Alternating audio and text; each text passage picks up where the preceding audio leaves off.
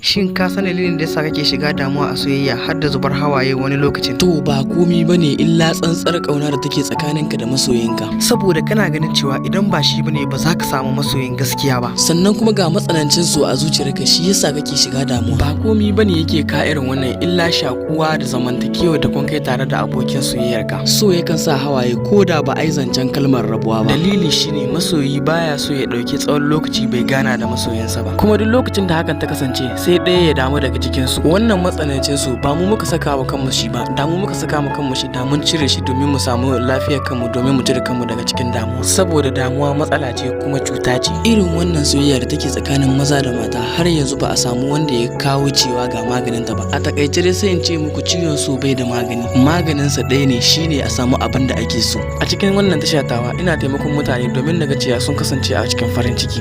Idan yau ne farkon zuwanka a cikin wannan tashatawa, ka yi subscribe sannan ka danna alamar ƙararrawa. Nagode, muna tare insha Allah.